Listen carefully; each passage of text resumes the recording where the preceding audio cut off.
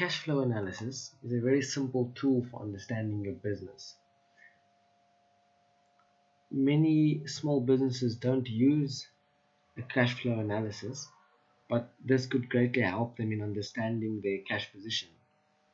So this video is aimed more at small businesses. Larger businesses, the cash flow statement for a larger business wouldn't look quite like this.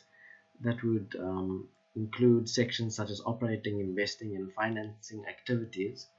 However, for a smaller business, this is a more suitable layout of the cash flow statement. So basically, the purpose of the cash flow is to provide information about receipts and payments and to better understand the cash position of the company. So for a smaller business, perhaps operating with 1 to 10 people or employees, you would have the opening balance on top.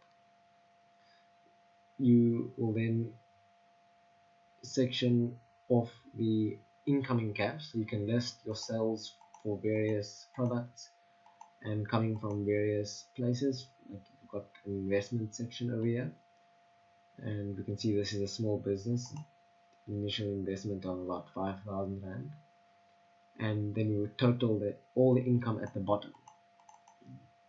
So that would total all the income for that month. Then we cordon off the outgoing cash, which is the payments, and for the various payments we would have the figures for the individual months. You can see this company was actually registered in November.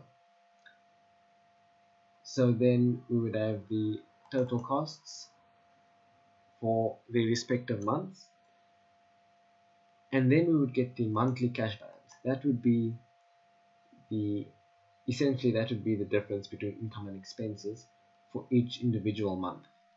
So you can see in December there was a negative cash flow, which means the expenses was higher than the income, and that would be repeated for every month. And then the closing balance takes into account the cash that is left over from the previous month.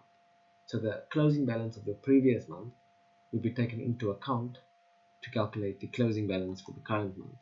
So for example, in December, let's use January as a better example. For January, you would take into account December's closing balance, which is 3,550. You would add the income for January, and you would subtract the expenses for January to calculate the closing balance. So the closing balance represents the balance in your bank account, and the monthly cash balance would represent the change in cash based on the current month's operations or the respective month's operations. So that's a very simple look at a cash flow statement. I know many small businesses don't actually use it. One reason might be that they think they don't understand it, but it's a really simple tool to use and to understand and to better understand your business.